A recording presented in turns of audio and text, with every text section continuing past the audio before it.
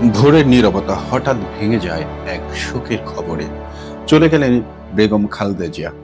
শুধু একজন সাবেক প্রধানমন্ত্রী নন, বাংলাদেশের রাজনীতি, গণতন্ত্র আর আশ্চর্যজনকভাবে খেলাধুলার সঙ্গেও জড়িয়ে থাকা এক গভীর স্মৃতির নাম। রাজনীতির কোলাহলের বাইরে অনেকেই হয়তো জানেন না, খেলাধুলার মানুষের কাছে খালেদা জিয়া ছিলেন আলাদা একজন। ক্রীড়াঙ্গনের অনেক গল্পের নীরব সাক্ষী, অনেক সাফল্যের পেছনের অনুপ্রেরণা।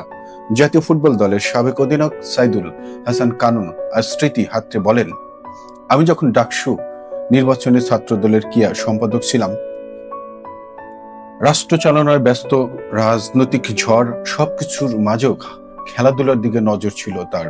ঢাকা বিশ্ববিদ্যালয়ে খেলাধুলা উন্নয়নে শারীরিক শিক্ষা বিভাগে যোগদান কানুন, সেখানেও ছিল খালেদা জিয়ার উৎসাহ।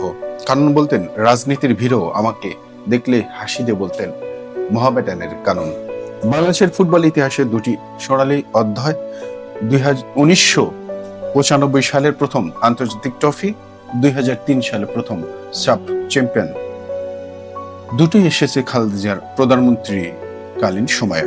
2003 সালে সাব জয়ের পর ইতিহাস করেছিলেন তিনি। ফুটবলাররা শুধু অভিনন্দন পাননি, পেয়েছিলেন সম্মান। প্রত্যেককে 5 কাঠা করে সরকারি প্লট, 4 লাখ টাকা নগদ পুরস্কার। সাবেক অধিনায়ক হাসান আল মামুন বলেন, এমন সম্মান জীবনে আর পাইনি। কিস্তি দিয়ে জমির মালিক হয়েছিলাম, ওই পুরস্কারের টাকা আমাদের ভরসা ছিল।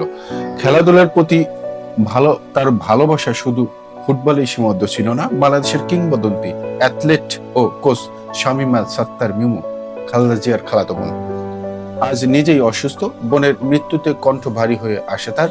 পত্রিকায় যখন শিরোনাম হতো স্বর্ণময় মিমু, আপা গর্ব করে বলতেন, আমাদের গর্ব স্বর্ণ মিমু। খেলাধুলার উন্নয়নে তিনি সবসময় খোঁজ রাখতেন। দিনাজপুরে বিকেএসপি উদ্বোধন করেছিলেন নিজ হাতে। ক্ষমতা থাকলেও কখনো প্রভাব খাটায়নি।